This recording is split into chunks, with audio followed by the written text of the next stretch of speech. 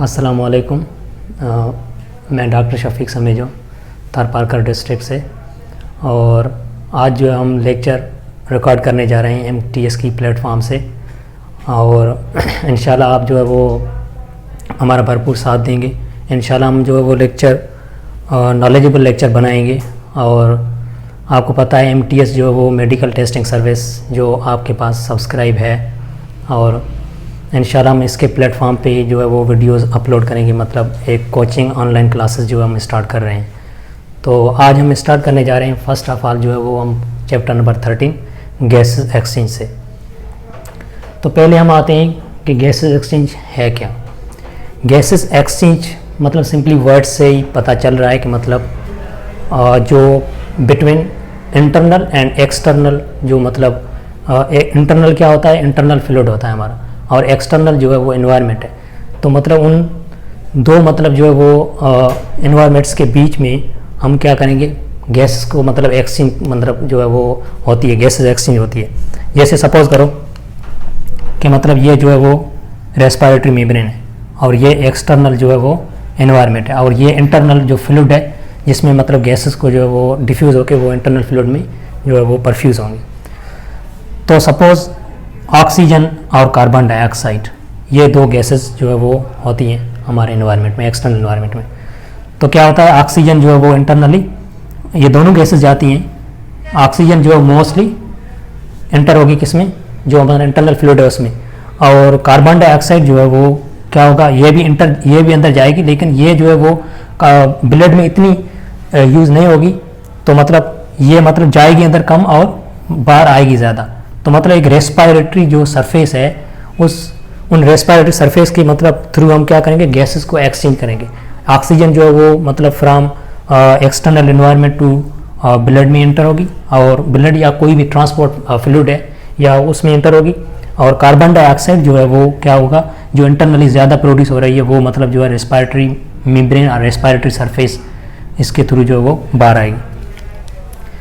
तो मतलब gases exchange जो है वो हमें दो प्रोसेस के लिए मतलब जो वो बहुत इम्पॉर्टेंट है, जिसके लिए मतलब लाजमी है हम कह सकते हैं। एक रेस्पिरेशन के लिए और दूसरा जो है फोटोसिंथेसिस के लिए। रेस्पिरेशन और फोटोसिंथेसिस ये दो प्रोसेस हैं। रेस्पिरेशन जो है वो ऑल लिविंग्स जो ऑर्गेनिजम्स हैं उसमें होती है, और फोटोसिंथेसिस जो है वो मोस्टली मतलब ऑटोट्रॉफ्स में होती है, जैसे बैक्टीरिया है, फंजाई है, और बैक्टीरिया है, अलजी है, और जो मतलब प्लांट्स हैं उसमें होती है। तो हम आते हैं रेस्पिरेशन। रेस्पिरेशन जो है वो मतलब वर्ड हम कॉमनली मतलब यूज़ करते हैं रेस्पिरेशन। तो रेस्पिरेशन से मतलब ये नहीं है कि रेस्पिरेशन का मतलब है गैसेस एक्सचेंज। रेस्पिरेशन जो है वो सिंपली रेस्पिरेशन का मतलब है क्या, cellular respiration. Means respiration takes place at cellular level. और जो मतलब रेस्पिरेशन जो मतलब ये हो रही है, मतलब जो ब्रीथिंग या वेंटिलेशन की वजह से हो रही है, इसको हम मोस्टली क्या नाम देते हैं, एक्सटर्नल रेस्पिरेशन। और जो सेल के अंदर हो रही है उसको क्या हम नाम देंगे, इंटरनल रेस्पिरेशन। तो मतलब रेस्पिरेशन सिंपली वर्ड यूज़ करेंगे तो उसका मतलब यही है कि ये सेलुलर रेस्पिरेशन है। अगर मतलब हम ब्रीदिंग और वेंटिलेशन की बात कर रहे हैं तो हम इसको सिंपली रेस्पिरेशन नहीं कहेंगे, इसको हम एक्सटर्नल रेस्पिरेशन कहेंगे। तो मतलब एक जो है वो रेस्पिरेशन ऑर्गेनिजमिक लेवल पे होती है, और दूसरी जो है वो सेलुलर लेवल पे होती है। ऑर्गेनिजमिक लेवल पे जो रेस्पिरेशन है उसको हम क्या कहते हैं, ब्रीदिंग और वेंटिलेशन कहते हैं।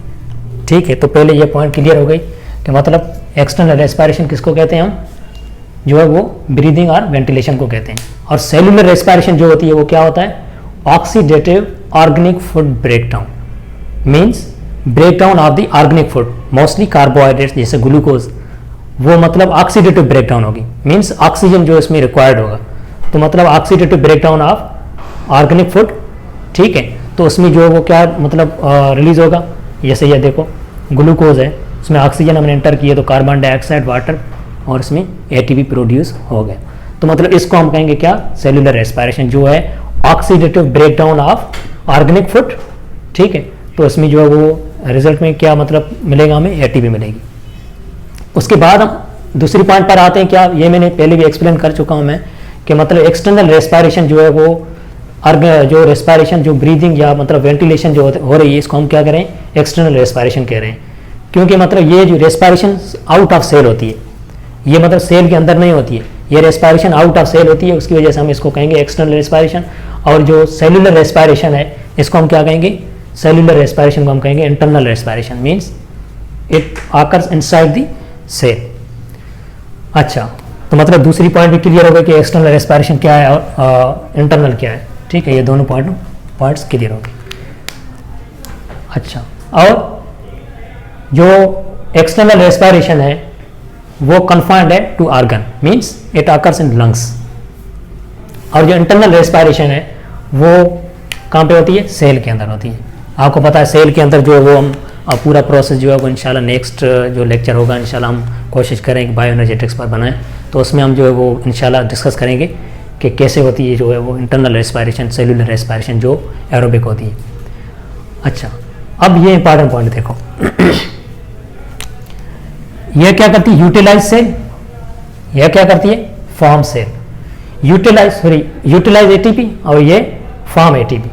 यूटिलाइज एटीपी इसका मतलब ये इंस्पायरेशन जो है वो एक एक्टिव प्रोसेस है, जिसमें क्या होता है, मतलब हम जब इंस्पायर करते हैं एयर को तो उसमें क्या होता है, आपके मतलब जो है वो मसल्स जो है वो उसको हम मतलब जैसे मतलब इंटरनल प्रेशर इंक्रीज होगा तो मतलब हमें उसमें ज़्यादा जो है वो एनर्जी की ज़रूरत पड़ेगी। एक्सपायरेशन में कोई ज़रूरत नहीं पड़ती, वो पैसिव प्रोसेस होता है। तो हम कहते हैं मतलब एक्सटर्नल रेस्पायरेशन में जो है वो एटीपी यूटिलाइज होती है, लेकिन सेलुलर रेस्पायरेशन में एटीपी फॉर्म होती है। देखो ये ग्लूकोज है, ऑक्सीजन और carbon dioxide, water and ATP. तो इसमें एटीपी प्रोड्यूस होती है, इसमें एटीपी यूटिलाइज होती है। अच्छा, एक्सटर्नल रेस्पायरेशन क्या है, एक फिजिकल प्रोसेस है, मीन्स इसमें हम फिजिकल मतलब एक मैकेनिकल मतलब प्रोसेस है, इसमें हम जो है वो एयर को इंस्पायर करते हैं, एक्सपायर करते हैं, तो मतलब इसमें जो है वो कोई ऐसा केमिकल प्रोसेस इन्वॉल्व नहीं होता। लेकिन ये क्या है, केमिकल प्रोसेस है, केमिकल रिएक्शन है। ये देखो केमिकल रिएक्शन, जिसमें क्या होता है, ग्लूकोज और ऑक्सीजन जो ब्रेक डाउन होंगे, ग्लूकोज जो है ऑक्सीजन के साथ जैसे मिलेगी तो ग्लूकोज ब्रेक डाउन होगा और कार्बन डाइऑक्साइड वाटर प्रोड्यूस होगा, प्लस में एटीपी। तो मतलब ये फिजिकल प्रोसेस है, ये केमिकल प्रोसेस है। अच्छा, नेक्स्ट आता है क्या, वॉलंटरी प्रोसेस। जो मतलब एक्सटर्नल रेस्पायरेशन है वो वॉलंटरी प्रोसेस है और सेलुलर रेस्पायरेशन इनवॉलंटरी है। लेकिन ये वॉलंटरी का मतलब है जो हमें अपने मतलब विल पे मतलब होना चाहिए। जैसे मतलब हम ब्रीदिंग को अगर मतलब रेट को बढ़ाना चाहें बढ़ा सकते हैं। अगर हम मतलब नॉर्मली जब हम बात कर रहे होते हैं तो मतलब हमारा जो वो ऑटोनॉमिक नर्वस सिस्टम के हाथ में सारा सिस्टम होता है, मतलब वो रेस्पायरेटरी रेट को कंट्रोल करता है। लेकिन इसका मतलब हम कह सकते हैं कि मतलब वॉलंटरी प्रोसेस भी है एज वेल एज इनवॉलंटरी भी है, लेकिन सेलुलर रेस्पायरेशन इनवॉलंटरी है। लेकिन इसको मतलब इसका मतलब ये है कि इनवॉलंटरी प्रोसेस है, इसको हम रोक नहीं सकते, ये नेचुरली मतलब हर सेल के अंदर होगा। तो अब ये वॉलंटरी है, ये इनवॉलंटरी है। अच्छा, एक्सटर्नल रेस्पायरेशन क्या है, exchange of oxygen and carbon dioxide between inside and outside. मैंने बताया था एक्सटर्नल इन्वायरमेंट और इंटरनल इन्वायरमेंट। जिस इंटरनल इन्वायरमेंट क्या है आपका, जो आपका ट्रांसपोर्ट फ्लूइड है वो इंटरनल इन्वायरमेंट है। उन मतलब दो इन्वायरमेंट्स के बीच में जो गैसेस एक्सचेंज होती है तो मतलब वो एक्सटर्नल रेस्पायरेशन में हम काउंट करेंगे। और इंटरनल रेस्पायरेशन में क्या होगा, utilisation of oxygen inside the cell. ये मतलब प्रोसेस सेम जो आपको मैंने पहले बोल दिया। तो मतलब हम गैसेस एक्सचेंज क्यों कर रहे हैं, मेन पर्पस यही है गैसेस एक्सचेंज का कि हमें जो है वो एनर्जी प्रोड्यूस करनी है। एनर्जी क्यों प्रोड्यूस करनी है, तो उसका आपको पता होगा कि एनर्जी हमें मसल कॉन्ट्रैक्शन के लिए चाहिए। मतलब जो भी एक्टिव प्रोसेस हैं हमारे बॉडी में उसके लिए एनर्जी चाहिए। तो एक्टिव प्रोसेस में जैसे एक मैंने बता दिया मसल कॉन्ट्रैक्शन है, दूसरा nerve impulse transmission, nerve impulse जैसे ट्रांसमिट होती है तो उसमें हमें एटीपी रिक्वायर्ड होती है। और तीसरा हमें जो है वो एक्टिव ट्रांसपोर्ट ऑफ आयंस, जैसे सोडियम आयंस हैं, पोटाशियम आयंस हैं। हम नर्व इम्पल्स जब पढ़ेंगे तो उसमें पता चल जाएगा कि मतलब कैसे आयंस ट्रांसपोर्ट होते हैं, तो उसमें जो है वो ये रिक्वायर्ड होती है। अच्छा, तो ये मैंने बता दिया कि मतलब गोल यही है गैसेस एक्सचेंज का कि हमें एटीपी चाहिए, एनर्जी चाहिए। ठीक है, next, gases exchange takes place through respiratory surface और मेम्ब्रेन। एक्सटर्नल इन्वायरमेंट और इंटरनल इन्वायरमेंट, मतलब एक्सटर्नल से इंटरनल इन्वायरमेंट में गैसेस मूव कैसे होंगे, तो उसके लिए हमें रेस्पिरेटरी मेम्ब्रेन चाहिए। रेस्पिरेटरी मेम्ब्रेन नहीं होगी तो गैसेस जो है वो एक्सटर्नल इन्वायरमेंट से इंटरनल इन्वायरमेंट में नहीं जा सकेंगी। ये आपको पॉइंट याद रखनी पड़ेगी। Gases exchange always require respiratory surface और रेस्पिरेटरी मेम्ब्रेन। तो रेस्पिरेटरी सरफेस और रेस्पिरेटरी मेम्ब्रेन उसमें भी गैसेस एक्सचेंज तब होगी जब हमें ये प्रॉपर्टीज जो है वो रेस्पिरेटरी मेम्ब्रेन में होगी। कौन सी? एक तो है maintenance of the diffusion gradient, means good ventilation system हो, मतलब कंसंट्रेशन ऑफ ऑक्सीजन जो है वो ऑक्सीजन और कार्बन डाइऑक्साइड के बीच में डिफरेंस होना चाहिए। कैसे? जैसे मतलब ऑक्सीजन जो है वो बाहर ज़्यादा है और जो फ्लूइड आएगा, मतलब जो ब्लड आएगा उसमें ऑक्सीजन क्या होगी? कम होगी। तो मतलब क्या करेगा? इसमें क्या होगा? डिफ्यूजन होगी। अब यह भी आपको पॉइंट क्लियर होनी चाहिए कि मतलब जो गैसेस एक्सचेंज होगी वो कौन से प्रोसेस के थ्रू होगी? डिफ्यूजन के through, not through active transport. Gases जो है वो एक्सटर्नल इन्वायरमेंट से इंटरनल इन्वायरमेंट में मूव करेंगे from higher concentration to lower concentration. इसकी डिफ्यूजन की डेफिनेशन यही है, the movement of gas molecules from higher concentration to lower concentration through respiratory membrane. तो इसको हम क्या करेंगे? मतलब ये है डिफ्यूजन। अच्छा, यहाँ पे मतलब ये ऑक्सीजन के लिए जो कंसंट्रेशन ग्रेडियंट क्या है कि एक्सटर्नल एनवायरनमेंट में मतलब कंसंट्रेशन ऑक्सीजन की ज्यादा है, इंटरनल में क्या है? कम है। और जो कार्बन डाइऑक्साइड के लिए कंसंट्रेशन ग्रेडियंट क्या होगा? कार्बन डाइऑक्साइड हमें पता है मतलब बॉडी में जो प्रोसेस होंगे इसमें कार्बन डाइऑक्साइड और रेस्पिरेशन होती है, उसमें कार्बन डाइऑक्साइड प्रोड्यूस होती है, तो वो कार्बन डाइऑक्साइड ज्यादा होती है। तो जब वो ब्लड में आती है मतलब ये क्या होता है? ब्लड इसमें कार्बन डाइऑक्साइड होती है बाइकार्बोनेट के फॉर्म में, मतलब ये कार्बन डाइऑक्साइड ब्लड के अंदर ज्यादा है और एयर के अंदर क्या होगी? कम होगी। इसका मतलब है ये from higher concentration to lower concentration diffuse होगी और ये आ जाएगी आउटसाइड। तो मतलब इसको हम कहेंगे ये गुड वेंटिलेशन सिस्टम होगा, तब भी मतलब कंसंट्रेशन ग्रेडियंट मेंटेन होगा। और दूसरी इंपॉर्टेंट पॉइंट क्या होना चाहिए प्रॉपर्टीज में? दूसरी पॉइंट ये है कि मॉइस्ट और वेट एक ही बात है, मतलब ये आपका रेस्पिरेटरी मेम्ब्रेन है, ये क्या होगा? इसमें ये वेट हो, मॉइस्ट हो, यानी इसमें जो है वो फ्लूइड हो, ताकि मतलब गैसेस आसानी से इस फ्लूइड के थ्रू डिफ्यूज हो जाएंगे और इंटरनल एनवायरनमेंट में चली जाएंगी। ठीक है। और तीसरी पॉइंट क्या होना चाहिए? थिन होना चाहिए, मीन्स साइज लेस देन और equal to 1 millimetre, means epithelium होना चाहिए।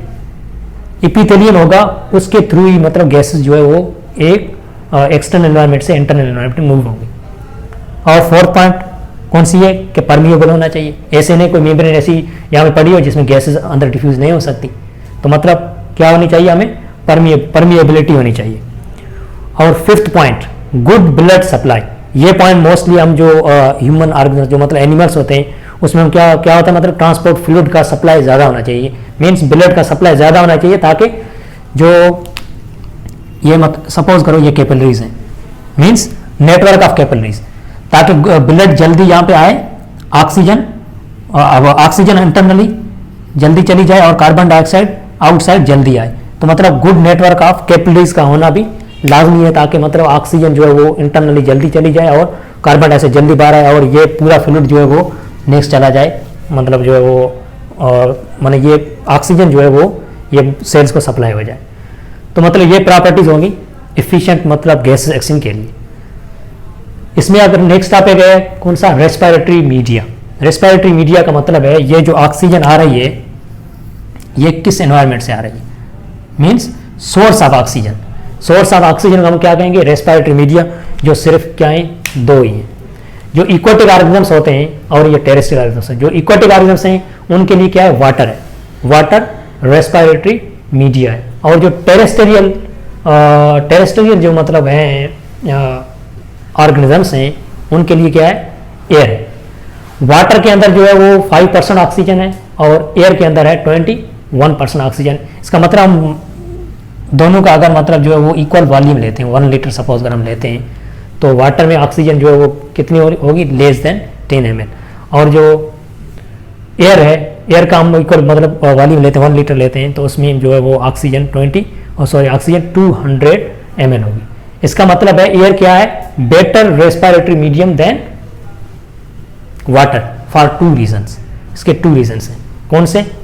एक तो इसमें जो है वो ऑक्सीजन का कंटेंट ज़्यादा होता है। देखो जो वाटर है उसमें ऑक्सीजन सिर्फ 5% है और टेरेस्ट्रियल में 21% है। इसका मतलब है जो ऑर्गेनिजम्स टेरेस्ट्रियल इन्वायरमेंट में, टेरेस्ट्रियल जो इन्वायरमेंट में है वो उन ऑर्गेनिजम्स के लिए जो है वो रेस्पिरेशन करना ईजी है।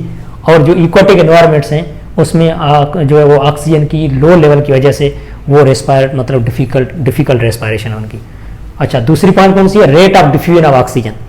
Rate of diffusion of oxygen पता है, ऑक्सीजन जो भी गैसेज हैं, लाजमी नहीं ऑक्सीजन, जो भी गैसेज हैं, आप जनरली ये मतलब आपने बिल्कुल पढ़ा होगा कि मतलब जो ऑक्सीजन जो गैसेज हैं वो एयर में डिफ्यूज स्पीड से होंगी, लेकिन वाटर में जो है वो डिफ्यूजन उसका रेट जो है बिल्कुल लो होगा। इसका मतलब है rate of diffusion of oxygen in air is greater than rate of oxygen in water, means almost how many times, 8,000 times, 8,000 times more rate of oxygen in the air. ठीक है, तो मतलब ये जो है वो इसके दो रीजन हैं, बेटर रेस्पिरेटरी मीडियम, जो एयर बेटर रेस्पिरेटरी मीडियम क्यों है, इसके लिए दो रीजन मैंने बता दिए, एक तो कंटेंट ऑफ ऑक्सीजन और दूसरा जो है वो है rate of diffusion of oxygen, जो टू एनवायरमेंट्स में डिफरेंट है। अच्छा, अब जो है वो मैंने ये बता दिया आपको, मतलब जनरली हम क्या इसमें जो है वो कंक्लूड करेंगे, गैसेज एक्सचेंज, गैसेज एक्सचेंज जो है वो क्या है, इंटरनल एनवायरनमेंट और एक्सटर्नल एनवायरनमेंट के बीच में जो है वो रेस्पिरेटरी मेम्ब्रेन के थ्रू गैसेस की एक्सचेंज हो, ताकि जो इंटरनल गैसेस ज़्यादा जो प्रोड्यूस हो रहे हैं वो एक्सटर्नल एनवायरनमेंट आ जाए और एक्सटर्नल एनवायरनमेंट जो ऑक्सीजन है वो इंटरनल एनवायरनमेंट चली जाए। ये हम इसको कहेंगे गैसेज एक्सचेंज। क्यों कर रहे हैं गैसेज एक्सचेंज और क्यों कर रहे हैं, इसका ये आंसर होगा कि मतलब हमें एनर्जी चाहिए। अच्छा, कितने कितने प्रोसेस के लिए जो है वो लाजमी है, ये बिल्कुल वो एक रेस्पिरेशन, दूसरा फोटोसिंथेसिस। फोटोसिंथेसिस पे इतना मैंने डिस्कस नहीं किया है, क्योंकि फोटोसिंथेसिस के लिए हम जब डिस्कस करेंगे उसमें सारा मैं बता दूंगा।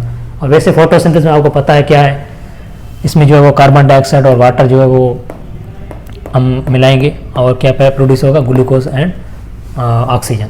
तो मतलब इसका ही बिल्कुल रिवर्स प्रोसेस है, वो हम जब डिस्कस करेंगे तब पता चल जाएगा। नेक्स्ट हमारा जो लेक्चर है वो हम दे रहे हैं transport of gases exchange in plants. तो उसमें हम सारा आपको जो है वो इंशाल्लाह प्लांट्स में कैसे गैसेज एक्सचेंज होती है उसमें हम बता देंगे आपको। Thank you very much. Thank you very much. उम्मीद है कि हमारा फर्स्ट लेक्चर आपको पसंद आया होगा। ठीक है, चैनल को लाइक करें, सब्सक्राइब करें, शेयर करें, कमेंट्स करें और इंशाल्लाह हम जो है वो नेक्स्ट वीडियो में हम जो वो डिस्कस करेंगे नेक्स्ट लेक्चर। अगर आपके कमेंट्स अच्छे होंगे, रिव्यूज़ अच्छा होगा तो हमें मोटिवेशन ज़्यादा मिलेगी, तो उससे हम जो है इंशाल्लाह नेक्स्ट वीडियो जो है वो उससे अच्छी बनाएंगे। तो गाइस इंशाल्लाह नेक्स्ट वीडियो में मिलेंगे। Thank you very much.